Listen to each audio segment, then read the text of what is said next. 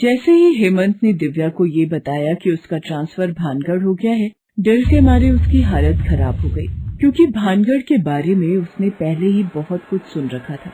वहाँ के किले के बारे में उसने कई भूतिया कहानी भी सुन रखी थी। उस रात जब हेमंत, दिव्या और उनकी बेटी जया डिनर कर रहे थे तो भानगढ़, अरे ये तो वही जगह है ना जहाँ के किले में भूत रहते हैं। मुझे नहीं जाना भानगढ़ वानगढ़, तुम ऑफिस वालों को बोलकर अपना ट्रांसफर कहीं और करा लो। तुम भी ना बच्चों वाली बात करती हो दिव्या। ट्रांसफर क्या अपने हाथ में है? और चलो मान लेता हूँ कि भानगढ़ के किले में भूत है, इसका ये मतलब तो नहीं कि पूरे शहर में ही भूत है। यही बात तो मैं भी मम्मा को समझा रही थी, लेकिन मम्मा मेरी बात सुन ही नहीं रही थी। अगले दिन वे तीनों भानगढ़ की ओर निकल गए। लंबा सफर था, इसलिए उन्होंने रिजर्वेशन करा लिया था। ट्रेन के पहुंचने का समय रात के 3 बजे का था, इसलिए वो आराम से खा पी कर सो गए। रात के करीब 2:30 बजे एक आदमी ने हेमंत को जगाते हुए कहा, भाई साहब।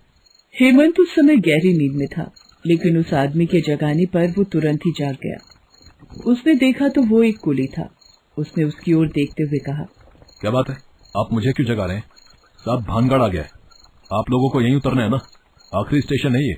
हेमंत ने अपनी घड़ी की ओर देखा, उसमें तो 2:30 बज रहे थे। आधे घंटे पहले ही पहुंच गई ट्रेन। उन दोनों की बातचीत सुनकर दिव्या और जया दोनों की नींद खुल गई थी।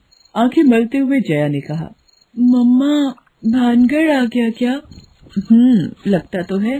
वे सभी जल्दी जल्दी अपना सामान समेटने लगे। तभी उस कुली ने कहा, साहब आप लोगों के पास तो बहुत लगेज है, आप लोग कहें तो लगेज उतार देता हूँ और बाहर किसी टैक्सी या गाड़ी में चढ़ा देता हूँ। हाँ सामान तो है, ठीक है, कितने पैसे लोगे? अरे साहब रात का समय है, जो ठीक लगे दे देना। वे सभी ट्रेन से उतर गए।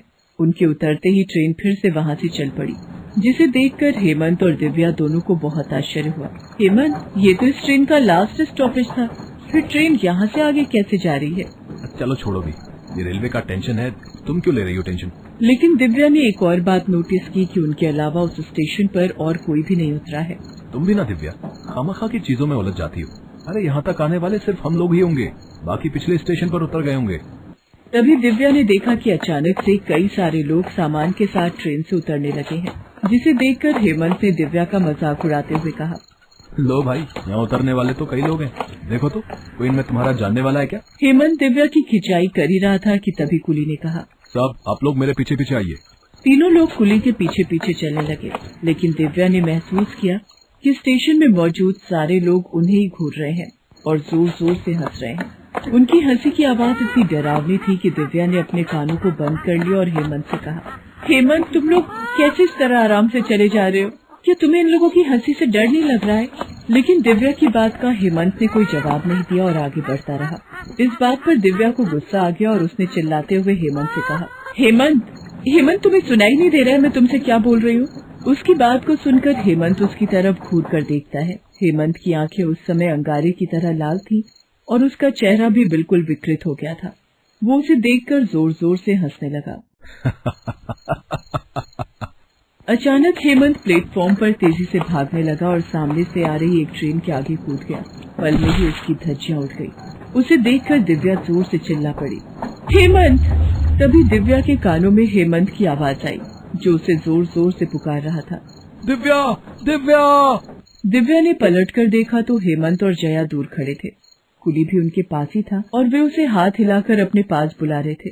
हे भगवान, ये क्या है? अभी तो मैं इनके साथ थी, ये पीछे कैसे रह गए? वो भागी भागी हेमंत के पास गई और उसे गले से लगा लिया। हेमंत तुम ठीक हो ना? मैं तो ठीक हूँ, लेकिन तुम ये बताओ कि तुम कहाँ चली गई थी? जया और हम कितने परेशान हो गए थे। दिव्या हेमंत को सब कुछ बताने ही वाली थी कि तभी उसकी नजर पटरी पर गई। उसने देखा कि हेमंत का कटा सिर पटरी पर पड़ा हुआ है और उसका धड़ भी शरीर से अलग है। ये देखकर दिव्या बेहोश हो गई। जब उसे होश आया तो उसने देखा कि हेमंत परेशान सा उसके पास बैठा है और जया लगातार रोई जा रही है। मैं कहाँ हूँ मैं? हेमंत! मैं यही हूँ दिव्या, तुम्हारे पास। हम अभी स्टेशन में ही हैं। तुम्हें पता है, न जाने तुम अचानक कैसे बेहोश हो गई थी। जानती हो, वो कुली भी भाग गया, उसने कहा उसे घर जाना है।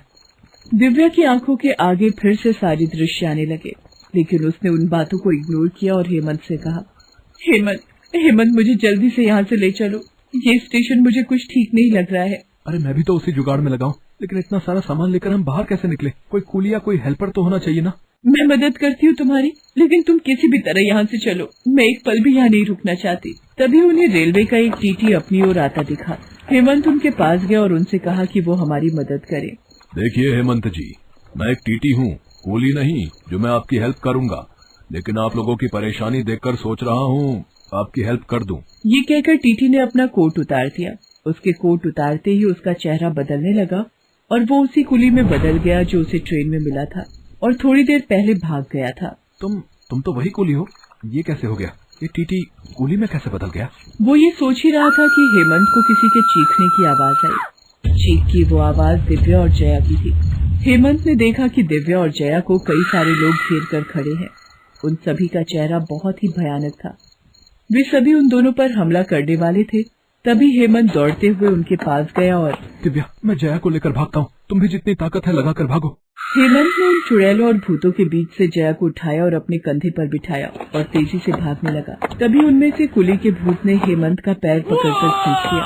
वो धड़ाम से नीचे गिर पड़ा और यही नहीं, उसके कांधे से उछलकर जया रेल की पटरी पर जा गिरी। पापा, पापा। तभी हेमंत ने देखा कि उसी पटरी पर तेज रफ्तार से एक ट्रेन आ रही है। ये देखकर हेमंत और दिव्या दोनों की चीख निकल गई। हेमंत उस पटरी पर ट्रेन आ रही। हमारी जया को बचाना होगा। ट्रेन पूरी स्पीड में पटरी पर आ रही थी और जया चिल्लाई जा रही थी।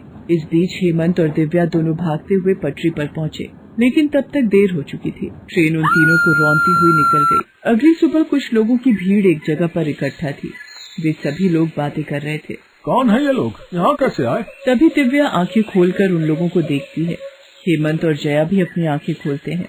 कौन है आप लोग? मैं हेमंत हूँ, ये मेरी पत्नी और बेटी है, लेकिन आप लोग कौन हैं और हम यहाँ कैसे आ गए? हम तो रेलवे स्टेशन पर थे। उनकी बातों को सुनकर सभी लोग समझ गए कि उनके साथ क्या हुआ है। क्या हुआ था हमारे साथ? 40 साल पहले इस जगह पर एक रेलवे स्टेशन हुआ करता था। 19 दिसंबर का दिन था वो। आम दिनों की तरह ही उस दिन भी रेलवे स्टेशन पर काफी भीड़ थी, लेकिन वो दिन दुर्भाग्य से भरा दिन था। उस दिन स्टेशन पर लगातार 4 बम धमाके हुए। उसमें कई लोग मारे गए। उस दिन के बाद लोगों के साथ स्टेशन पर भूतिया घटनाएं घटने लगी। सैकड़ों घटनाएं घटने के बाद रेलवे ने ये स्टेशन बंद कर दिया। स्टेशन बंद होने के बाद वो भटकती आत्माएं हर रात अपना स्टेशन बनाती हैं और मुसाफिरों को जगाकर स्टेशन पर उतरने को कहती हैं और फिर उनके साथ भूतिया घटनाएं घटने लगती हैं। हालांकि वे आत्माएं किसी को मारती नहीं हैं, लेकिन उनकी हालत मरने वालों की तरह ही कर देती है। आप लोगों के साथ भी कल यही हुआ। हम लोग यहाँ के लोकल हैं, इसलिए हमें पता है कि यहाँ कोई स्टेशन है ही नहीं, बल्कि यहाँ से 4 किलोमीटर दूर है। हालांकि उसका नाम भी भानगढ़ ही है। उस अनोखे भूतिया स्टेशन की कहानी सुनकर हेमंत और उसके परिवार के लोग दंग रह गए। लेकिन हेमंत ने उस स्टेशन के बुरे अनुभव के बाद भानगढ़ में एक दिन भी रुकना उचित नहीं समझा और वो अपने परिवार को लेकर वापस दिल्ली चला आया और उसने वो नौकरी छोड़ दी।